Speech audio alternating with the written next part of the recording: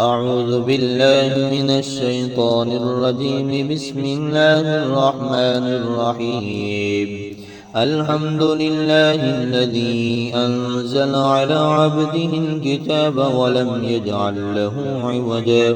قيما لينذر بأسا شديدا من لدنه ويبشر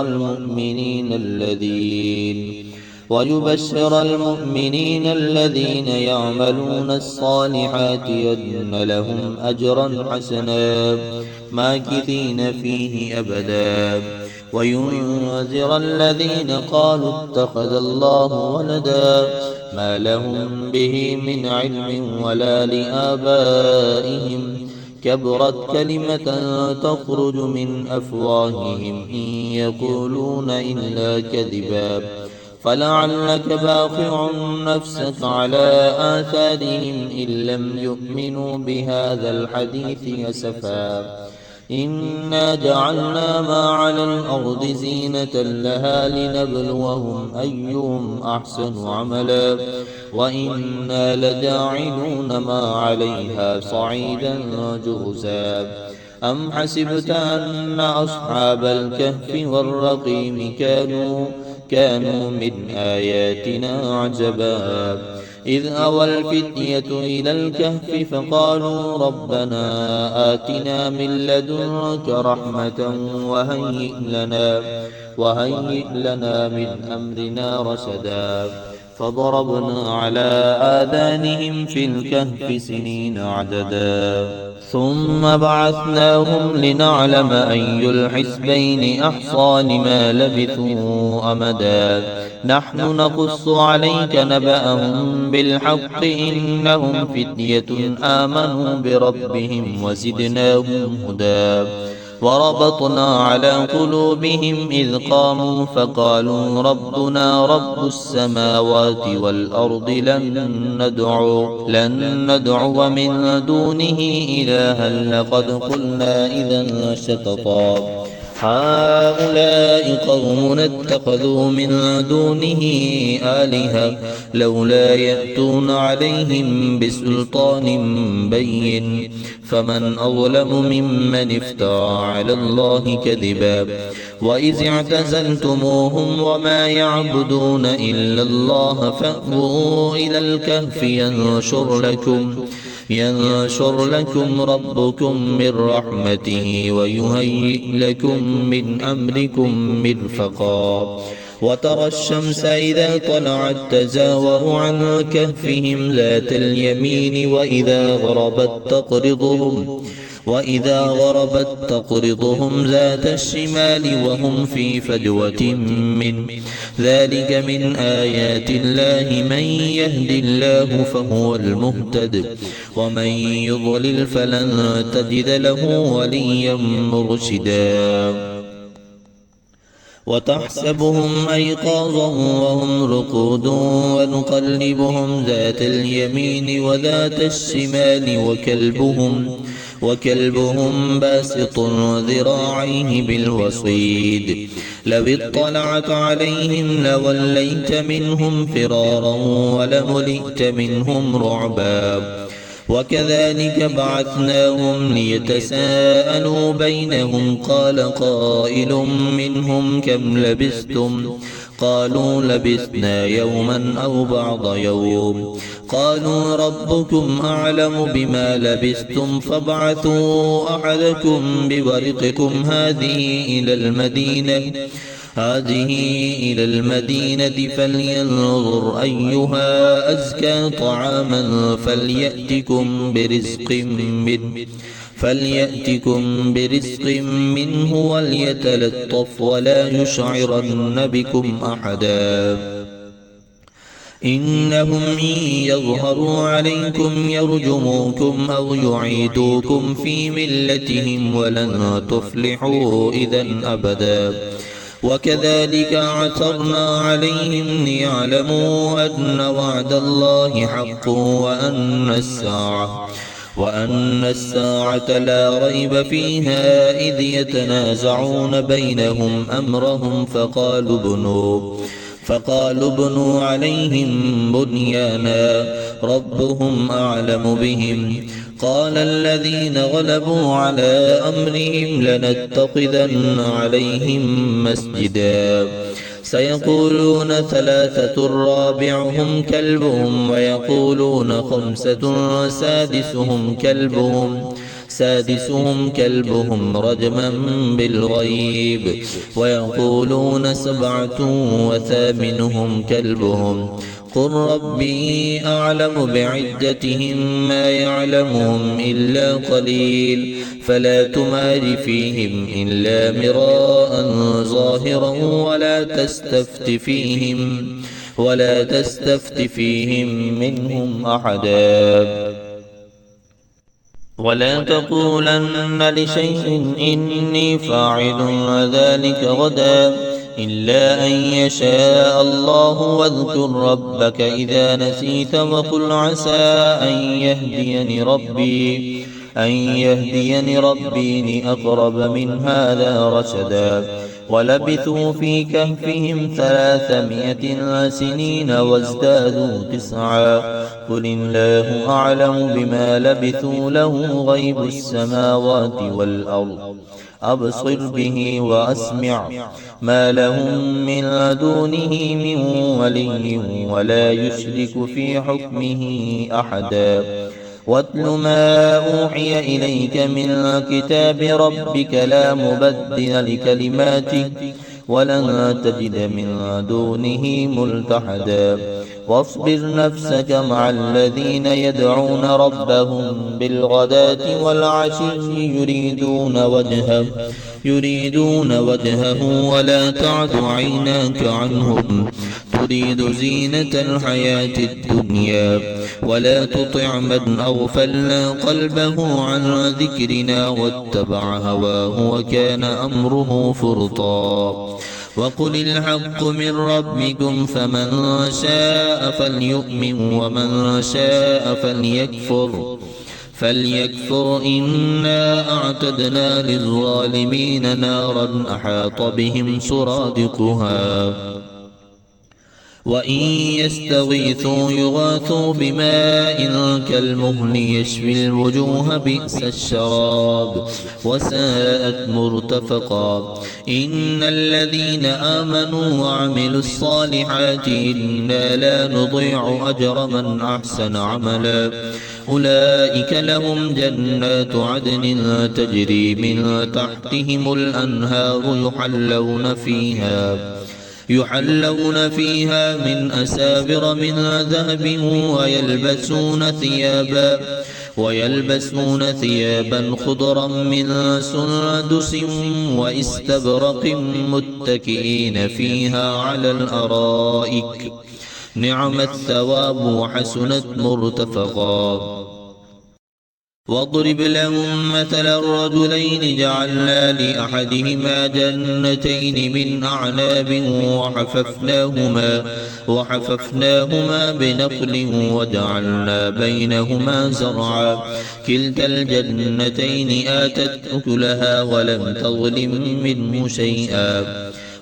تظلم منه شيئا وفجرنا خلالهما نهرا وكان له ثمر فقال لصاحبه وهو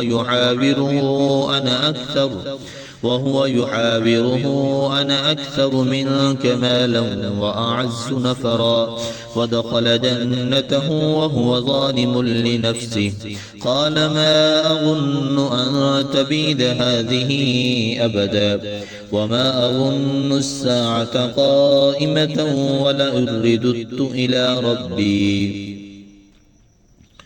وما أظن الساعة قائمة ولئن رددت إلى ربي لأجدن خيرا منها منقلبا قال له صاحبه وهو يحاوره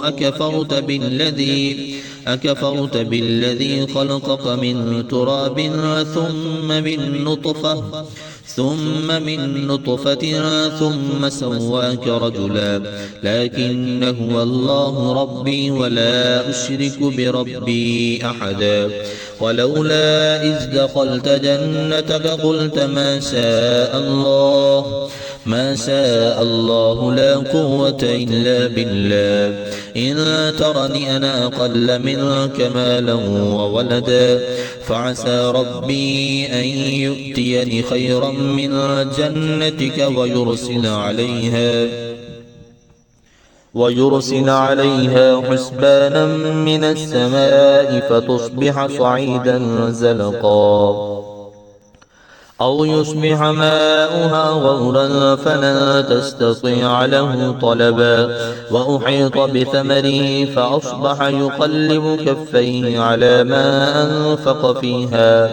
فيها وهي خاوية على عروشها ويقول يا ليتني لم أشرك بربي أحدا ولم تكن له فئة ينصرونه من دون الله وما كان منتصرا. هنالك الولاية لله الحق هو خير ثوابا وخير عقبا. واضرب لهم مثل الحياة الدنيا كماء أنزلناه من السماء فاختلط به نبات الأرض فأصبح حشيما تذروه الرياح وكان الله على كل شيء مقتدرا. المال والبنون زينة الحياة الدنيا والباقيات الصالحات خير عند ربك ثوابا وخير أملا. ويوم نسير الجبال وترى الأرض بارزة وحشرناهم فلم نغادر منهم أحدا وعرضوا على ربك صفا لقد جئتمونا كما خلقناكم أول مرة بل زعمتم أن لن نجعل لكم موعدا. ووضع الكتاب فترى المجرمين مشفقين مما فيه ويقولون يا ويلتنا ما لهذا الكتاب لا يغادر صغيرة ولا كبيرة إلا أحصاها ووجدوا ما عملوا حاضرا ولا يظلم ربك أحدا. وإذ قلنا للملائكة اسجدوا لآدم فسجدوا إلا إبليس كان من الجن ففسق عن أمر ربه أفتتخذونه وذريته أولياء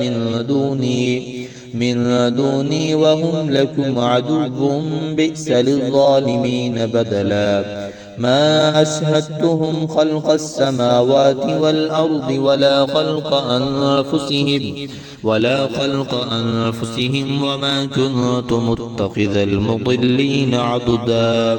ويوم يقول نادوا شركائي الذين زعمتم فدعوهم فلم يستجيبوا لهم وجعلنا بينهم موبقا.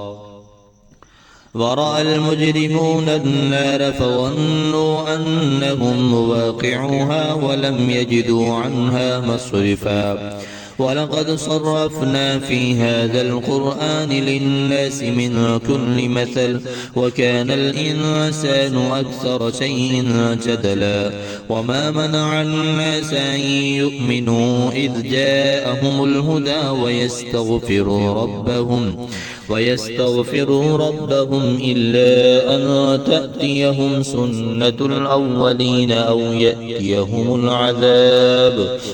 يأتيهم العذاب قبلا. وما نرسل المرسلين إلا مبشرين ومنذرين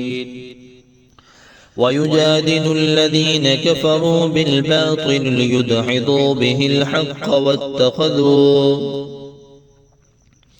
وما نرسل المرسلين إلا مبشرين ومنذرين ويجادل الذين كفروا بالباطل ليدحضوا به الحق واتخذوا آياتي وما أنذروا هزوا. ومن أظلم ممن ذكر بآيات ربه فأعرض عنها ونسي ما قدمت يداه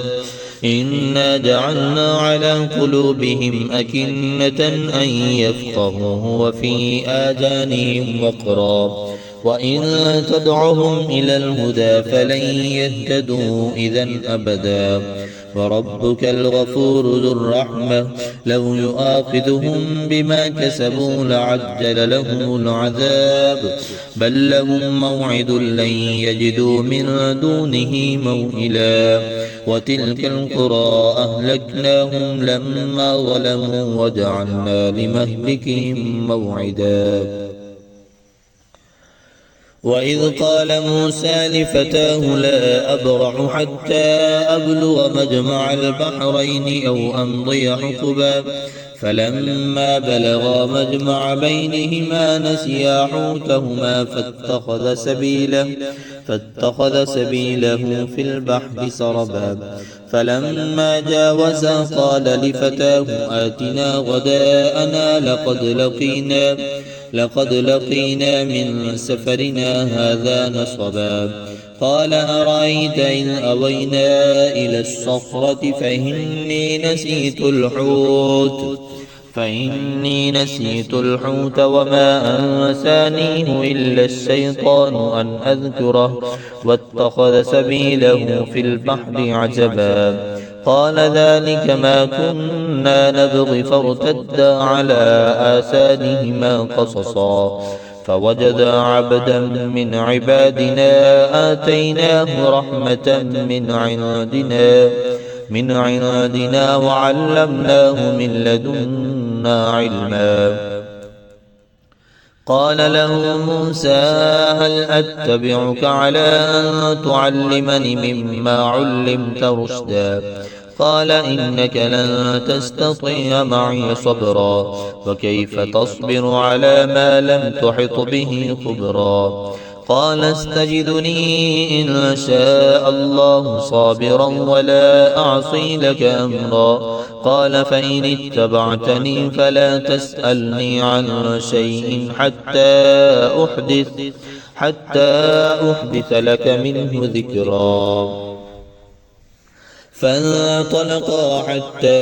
إذا ركبا في السفينة خرقها قال أخرقتها لتغرق أهلها لقد جئت شيئا إمرا قال ألم أقل إنك لن تستطيع معي صبرا قال لا تؤاخذني بما نسيت ولا ترهقني من أمري عسرا فانطلقا حتى إذا لقيا غلاما فقتله قال أقتلت نفسا زكية بغير نفس لقد جئت شيئا نكرا قال ألم أقل لك إنك لن تستطيع معي صبرا قال إن سألتك عن شيء بعدها قال ألم أقل لك إنك لن تستطيع معي صبرا قال إن سألتك عن شيء بعدها فلا تصاحبني قد بلغت من لدني عذرا فانطلقا حتى إذا أتيا أهل قرية استطعما أهلها فأبوا أن يضيفوهما فوجدا فيها جدارا يريد أن ينقض فأقامه قال لو شئت لاتخذت عليه أجرا قال هذا فراق بيني وبينك سأنبئك بتأويل ما لم تستطع عليه صبرا أما السفينة فكانت لمساكين يعملون في البحر فأردت أن أعيبها وكان وراءهم ملك يأخذ كل سفينة غصبا وأما الغلام فكان أبواه مؤمنين فخشينا أن يرهقهما طغيانا وكفرا فأردنا أن يبدلهما ربهما خيرا منه زكاة وأقرب رحما وأما الجدار فكان لغلامين يتيمين في المدينة وكان تحته كنز لهما وكان أبوهما صالحا فأراد ربك أن يبلغا أشدهما ويستخرجا كنزهما رحمة من ربك وما فعلته عن أمري ذلك تأويل ما لم تسطع عليه صبرا. ويسألونك عن ذي القرنين قل سأتلو عليكم منه ذكرا إنا مكنا له في الأرض وآتيناه من كل شيء سببا فأتبع سببا حتى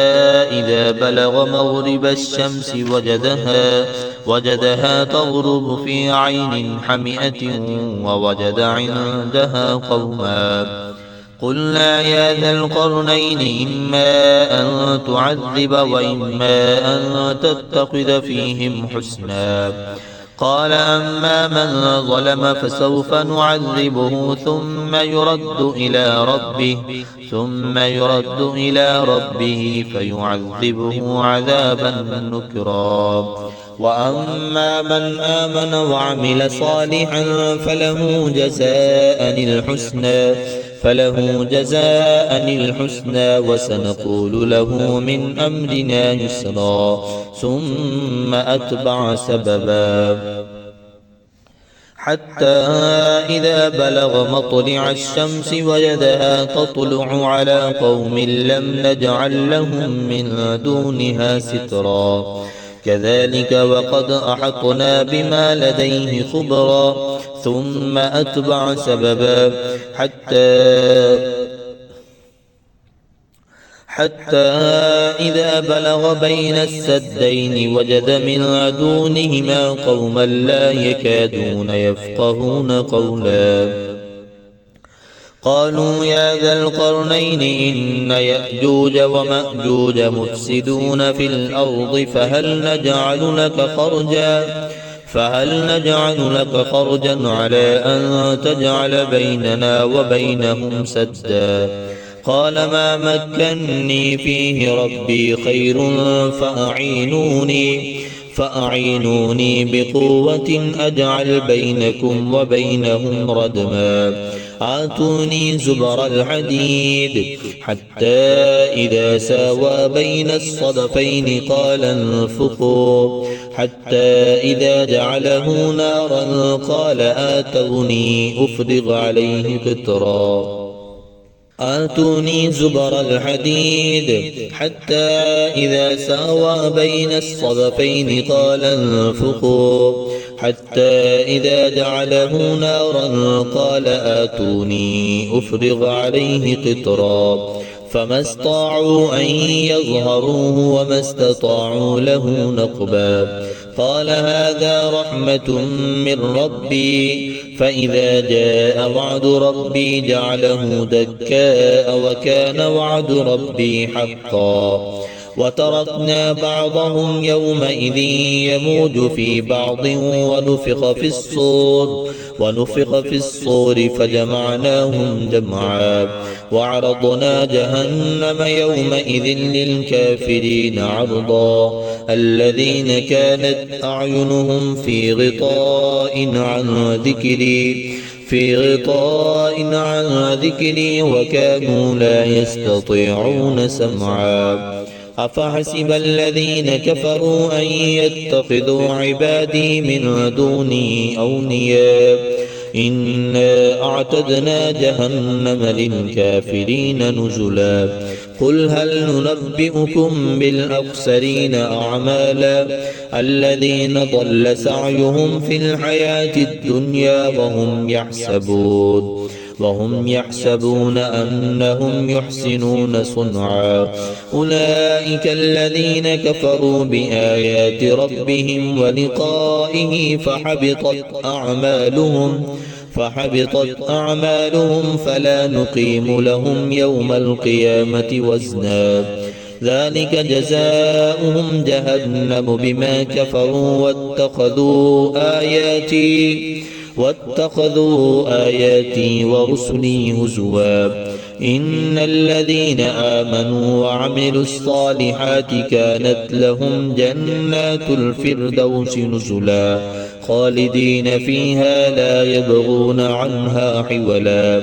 قل لو كان البحر مدادا لكلمات ربي لنفد البحر قبل أن تنفذ كلمات ربي ولو جئنا بمثله مددا قل إنما أنا بشر مثلكم يوحى إلي أنما إلهكم إله واحد فمن كان يرجو لقاء ربه فليعمل عملا صالحا ولا يشرك بعبادة ربه أحدا.